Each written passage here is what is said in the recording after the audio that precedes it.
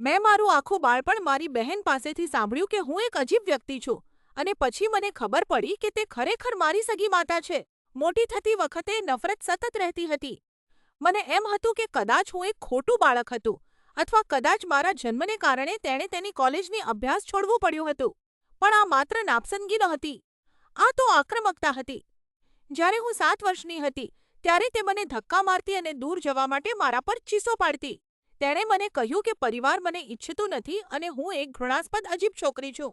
તેણે તો મારા બીજા ભાઈ બહેનોને પણ સમજાવવાની કોશિશ કરી કે તેઓ મને ઘરની બહાર કાઢીને દરવાજો બંધ કરી દે, જેથી હું ભાગી જાઉં.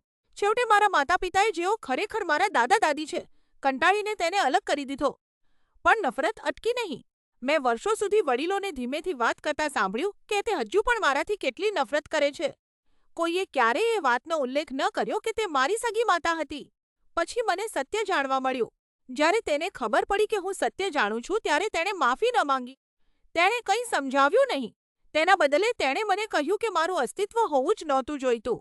તેણે કહ્યું કે મને જોઈને જ તેને ઘૃણા થાય છે અને જો મેં તેને ક્યારેય મમ્મી કહીને બોલાવ્યો તો તે મને નુકસાન પહોંચાડવાનો રસ્તો શોધી કાઢશે. તેણે તો મને એમ પણ કહ્યું કે હું બધાનું ભલું કરું અને મારું જીવન સમાપ્ત કરી લઉં.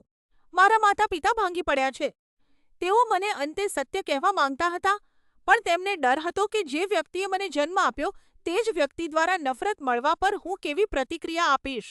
હવે મારી આખી દુનિયા બદલાઈ ગઈ હોય તેમ લાગે છે. હું હજી પણ મારા દાદા દાદીને મમ્મી અને પપ્પા કહું છું અને મારા કાકા કાકી અને મામા મામીને ભાઈ બહેન પણ બધું જ ખોટું લાગે છે. આ રહસ્ય માટે હું મારા માતા પિતા પર ગુસ્સે નથી. હું બસ ખોવાઈ ગઈ છું. તમે એ વાતને કેવી રીતે સ્વીકારી શકો કે જે વ્યક્તિએ તમને આ દુનિયામાં લાવ્યા તે જ વ્યક્તિ તમારા માત્ર અસ્તિત્વને કારણે તમારાથી નફરત કરે છે?